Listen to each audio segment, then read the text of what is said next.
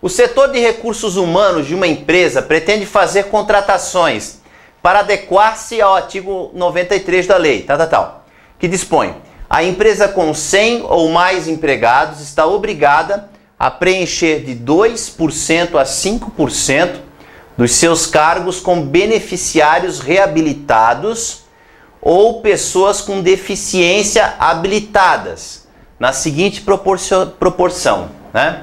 Até 200 é 2%, tá? De 201 a 503, aqui 4% e aqui 5%, né? Então, de 1.001 funcionários em diante, 5% daí, né? Então, vamos ver o restante da questão aqui. Constatou-se que a empresa possui 1.200 funcionários. Beleza.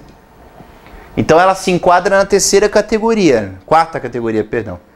Então, se ela tem 1.200 funcionários, então ela tem que ter 5% do seu quadro de funcionários com pessoas, né, reabilitadas ou com deficiência, habilitados com deficiência, né, com alguma deficiência.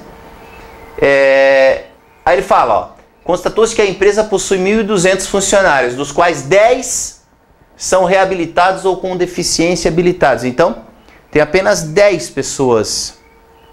E tem que ter 5% do quadro de funcionários com esse perfil aqui, que ele fala aqui, né? Reabilitados ou habilitados com deficiência, né? Então tem que ter 5% do quadro total. Tem só 10 pessoas, né? Então o que ele fala? Para adequar-se à referida lei, a empresa contratará apenas empregados que atendem ao perfil indicado. Então, ele só vai contratar pessoas reabilitadas ou com deficiência habilitadas. Aí ele pergunta, o número mínimo de empregados desse tipo aqui, que deverá ser contratado pela empresa é? Pois é, muita gente vai pegar o 1.200 e vai calcular 5%. Isso é um erro. Por quê, professor? Porque assim, ó, 5% do total de funcionários, entendeu? Então, não é 5% do 1.200, é 5% do 1.200 mais aquelas pessoas que vão ser contratadas. Vamos supor que sejam contratadas 40 pessoas. Não é esse o valor que vai dar, mas vamos supor que seja. 5% de 1.200 é uma coisa, 5% de 1.240 é outra, entende? É 5% do total de funcionários. Então, o cálculo é assim um pouquinho diferente. Muita gente vai errar a questão, vai direto no 5% de 1.200. Isso é um erro, tá bom? Como é que eu faço a conta então, professor? Usando a seguinte estratégia. Eu vou fazer com regrinha de 3, tá? Tem gente que equaciona, mas não. Cara, quantas pessoas desses 1.200 não têm deficiência? Pessoas comuns, digamos assim. Né? Se dá para chamar assim, não sei. Mas sem esse perfil aqui. Quantas pessoas?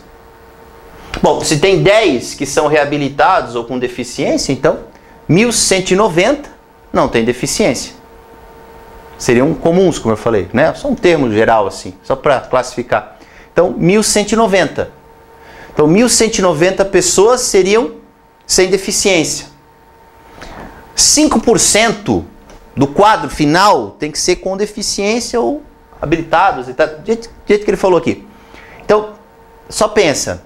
Então, essas 1.190 pessoas comuns, sem deficiência, tem que representar 95%.